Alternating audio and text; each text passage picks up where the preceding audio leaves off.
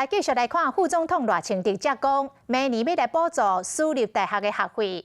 行政院长陈建仁就过来加码，讲高中高职的学费总免，结果引发到在野党的质疑咯。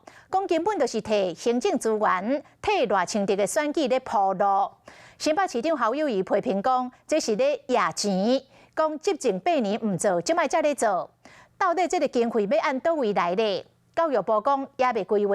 也毋过甲算算咧，明年度的教育预算确定会超过3000亿。第二个呢，就是高中职学费全面免费。副总统赖清德提出讲，明年起要补助私立大学生的学费顾上领过长工。行政院长陈建仁佮加码，话讲高中职学费拢总免，而且现阶段已经进入细部的规划。实际上，行政院已经进入西部的规划，我们希望在下个礼拜就能够跟大家提出来。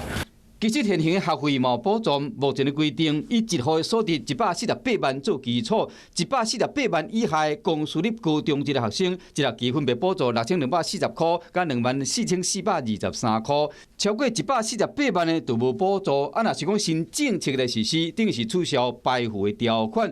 这个政策差不多会使帮助113000人。选举到了，8年不做，今年最后1年才在做，有这么一个方法，大傻必有瘾吗？有没有想想看，如何让大学生远离战场进入职场，让他的薪资能够提高？是讲安尼一个话，到底要编偌济预算？以目前学费来算。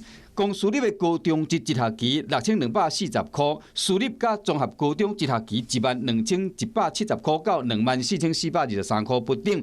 到底要增加偌济经费？教育部讲目前也未算出来。也毋过会使确定的是，未去影响到其他的教育经费，以外界的方式提悬预算。那呢，明年度的教育预算确定会超过3000亿。把大傻币当作白虎汤，这个不可取。当然啦，这个侯市长这边也要有主动性的这个政策方面的提案。看民进党才拍手，国民党人士嘛希望讲侯友宜爱有方案，为各方面下手，拢是希望讲会当得到少年人的认同。嗨，我是庄宇杰，想要看到更多的新闻内容吗？赶快订阅华视新闻的 YouTube 频道，并且开启小铃铛，跟着宇杰一起看新闻吧。